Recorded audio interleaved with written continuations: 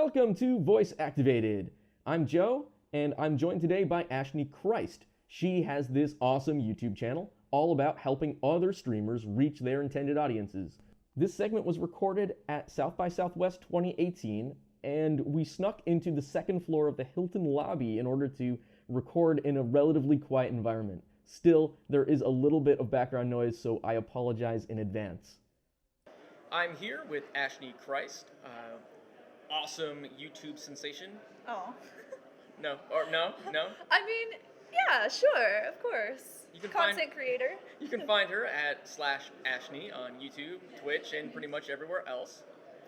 And tell us a little bit about your specialty. Yeah, so my goal for all of my content is to help teach streamers how to pursue their dreams of learning to stream. So I am on YouTube, all social media, so like Instagram, Twitter, Facebook, and then I also have a podcast called the Stream Coach Podcast, and I interview successful streamers about what made them successful. So you're just looking to help other people. You're not like, I'm going to make a video game YouTube channel. It's all about like, I want to help you create the thing you want to make. Yeah, exactly. I really believe with content that like it's all about finding that perfect marriage of what you're passionate about and what you're good at and what really delivers value for people. And so I think like, yes, passion and doing what you love is really important, but also if you can find a way to make that valuable for people and to make that helpful for others, that's really going to make your content stand out and will really resonate with other people a lot better than just, hey, I'm really funny and I play games. Like, nothing against those people, of course, because some of those people are extremely good at what they do and are able to build relationships with their audience very, very well, but unfortunately, like that's not everyone's strength, and I feel like a lot of people kind of box themselves into that idea of what content creation should be. Like I have to be what all the other channels are doing. Like, I have to do exactly. But we would be so much better if we all just like stuck to our strengths, found our own niche, and found the thing that we're really passionate about that makes us stand out. And bringing that into our content more is what makes that happen and what makes that content resonate with people. That is some feedback. That's not coming from us. We're here live at the Hilton, across the street from South by Southwest, by the way. Yep. Little technical difficulty somewhere in the building. That's all right. Anyway, they're finding what they're passionate about, which is making a lot of noise. What you're passionate about is helping others, right? Yeah. What do you think is the most, other than being passionate, like what is the most important technical thing you need to be able to do to make your channel successful? Having high quality in your content is really important. There are usually like 4 things that really make content resonate with people, and that's quality, value, consistency, and authenticity. And of course, like each part is extremely important. So what you can do with quality is just make sure your equipment is great.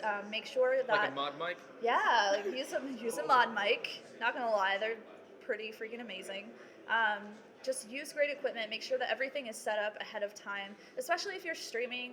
A lot of people run into technical problems during their broadcast, and that can really kind of disturb the community sense that people get while they're experiencing that broadcast. And so even just like recording for a couple of minutes before you go live how your technology is set up and making sure that all the levels are good and everything is enjoyable. Yeah, cut once. Exactly. And so just making sure everything is set up so that it's an enjoyable experience for people is very important. One of the topics I want to hit with you specifically is toxicity. And when you're doing a live stream specifically, as opposed to a podcast, obviously toxicity comes in the form of comments afterwards or social media. But when you're doing live streams, which is how you do your interviews, correct? Mm-hmm. Yeah. How do you deal with people who come in and ask, trolling questions or, maybe distract people from your goal of conversation? Yeah. So luckily I don't get too much of that during the actual interviews because those only last like an hour and a half or 2 hours. And my community is extremely welcoming. The communities of the people that I have on as guests are extremely welcoming, and that's really the thing that we kind of aim for. But I've also been on Twitch for like 5 years, and so I've had more than enough of my fair share of trolls that have come in. I've been raided by 4chan multiple times, and it's really hard, I think, whenever you're newer or you're a smaller creator, to realize that some people just use the internet as an outlet for their personal life frustrations. The internet is a really safe place for people to go and to vent those frustrations. And while it's great, I think that people absolutely should find ways of getting those frustrations out and finding people to talk to. Obviously, ragging on other people that are either streaming or creating content in some form is not really the best way to go about it. So I think once you realize who trolls are and why they are the way that they are, it makes it a lot easier for you to deal with them. And just knowing that they're just looking for attention is a huge part of it. Like, they're just trying to get some kind of rise out of you. They're trying to disrupt your content and your value for people, and not giving them that power over you. And that's not to say that like trolls don't deserve love and attention, because some people do really well with trying to rehabilitate those people, but that's not for everybody. And it's really up to the creator, I think, to decide at that point what they want to do. Do you think it's possible to take a troll and turn them into a subscriber?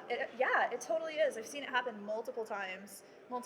It really just depends on like the way that you interact with them. And that's not to say that like every troll you're going to be able to change and they're going to love you from then on, but it's all about like, is it important enough to you to just try to get one troll out of 100? Right. Is it worth all the effort? Yeah. Is it worth all that effort to rehabilitate that one person? And it could be. There are plenty of creators where that's worked out really well for them. On the same subject, sort of that, where do you see, how can I phrase this? Where do you see the biggest potential growth for a new channel? Like, ooh.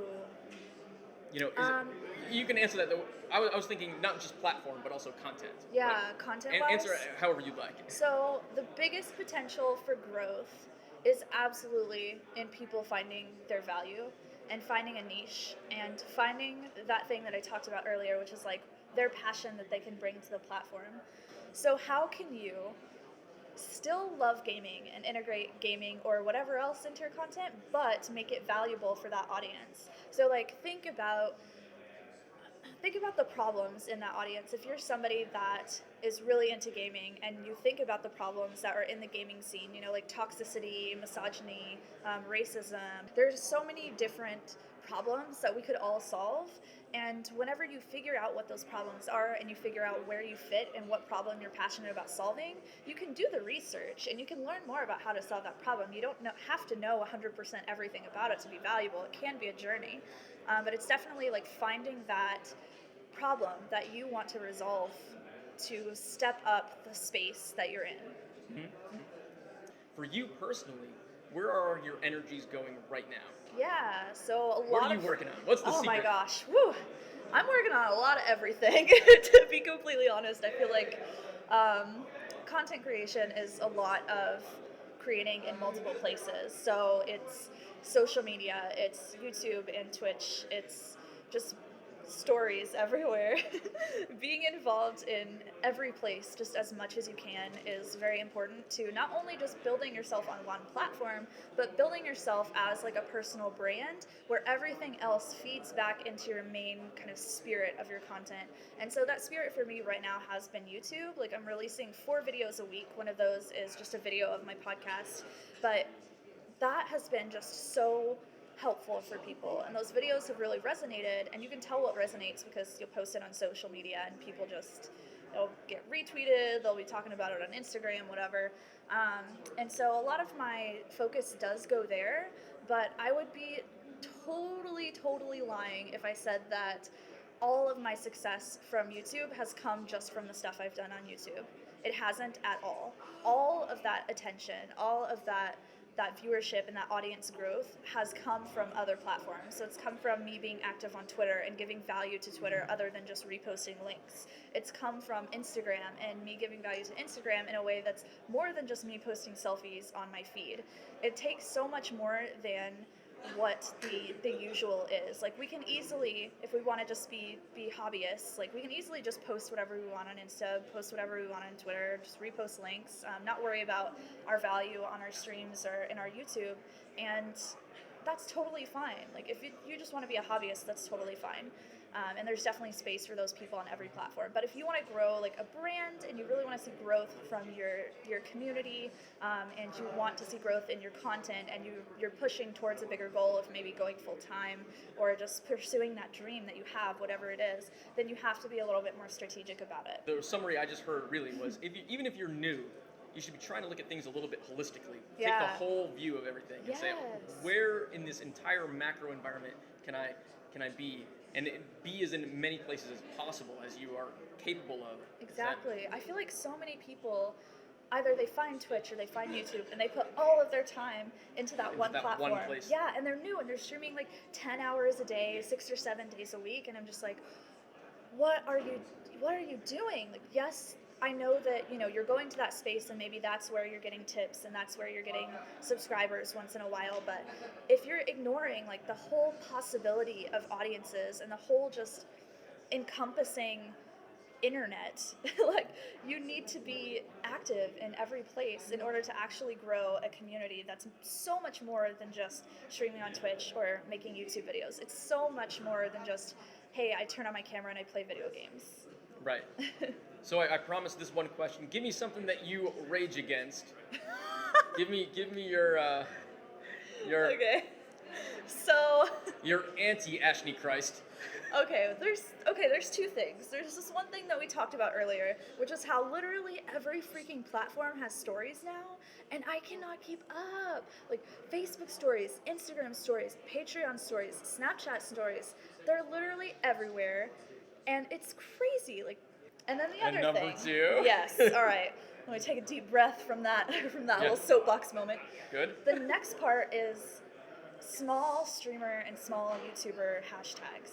And I hate that so much because I feel like that really... Like, give me an example. Like, So there's this one, specifically on Twitch, that people use a lot on Twitter, that's hashtag support small streamers. Oh, okay. And so when they're going live, they'll use the hashtag, and supposedly, because so many other people are using that, that's supposed to be an easy way for people to find you and come into your channel. And there are definitely, like, people that do that. There are some people that go into this small streamers hashtag, and they look for creators that are smaller that specifically use that hashtag, but that's so few and far right, between. it's the same guy that like browses sidewalk vinyl collections in hopes of finding the record that nobody else owns. Exactly. And it's just not a valid way for you to grow your community. Like, if you're associating yourself as a small streamer, then the people that you should really be like trying to work with, the well-established people in the industry that are doing like great things that you could really learn with, are gonna associate you as somebody who just is a hobbyist. Like, you want them to take you seriously, you need to be confident in your value, confident in your content, confident in who you are as a person.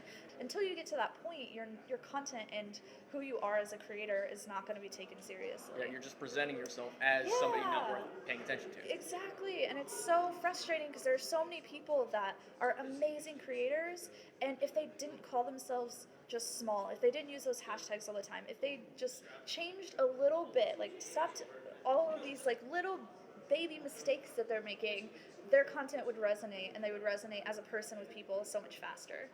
Awesome.